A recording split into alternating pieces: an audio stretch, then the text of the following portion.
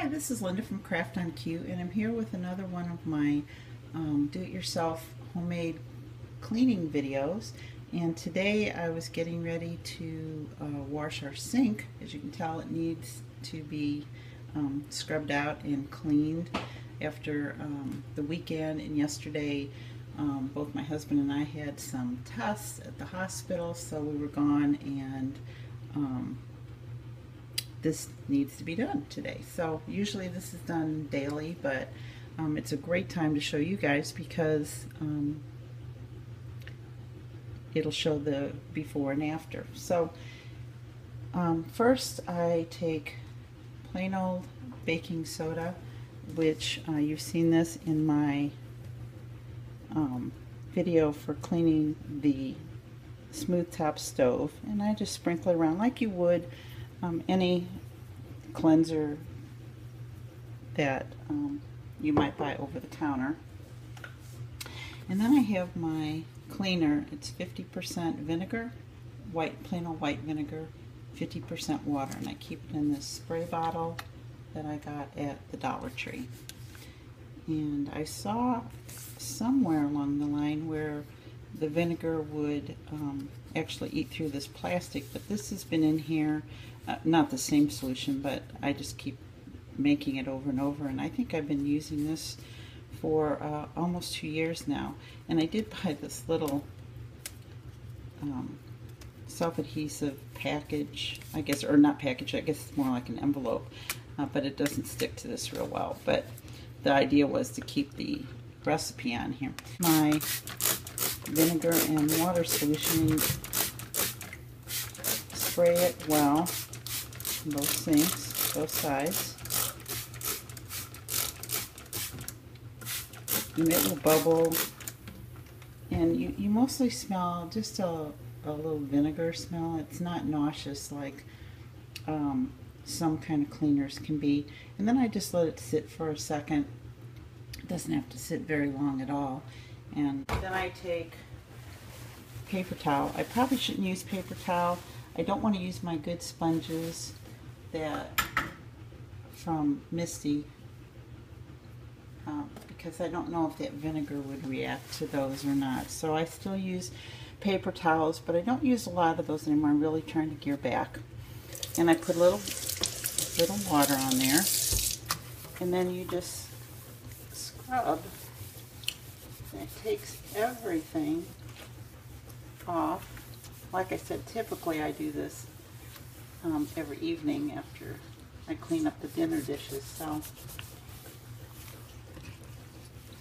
it's been, Sunday was a prep day for us, so I wasn't up to cleaning. And then yesterday, like I said, we were at the hospital getting our tests, so this hasn't been done since Saturday. And you just scrub away. And this is the side that I have my disposer, so I always get in little creaks and crevices, and I actually go in under this little rubber thing, and I scrub that out. And it is always disgusting. See?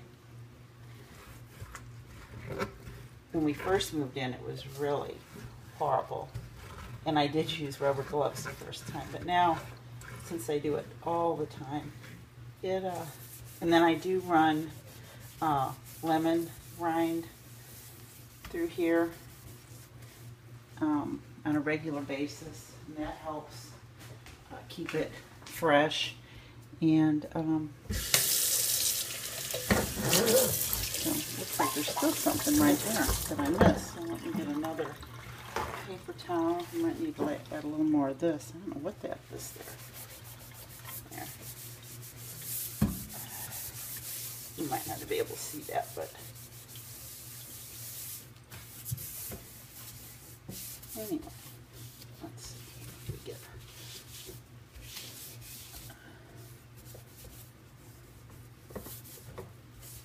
When we first moved in this house, and we've been here 2 years, June, our son-in-law recently changed out the sink and the faucet because the people before us,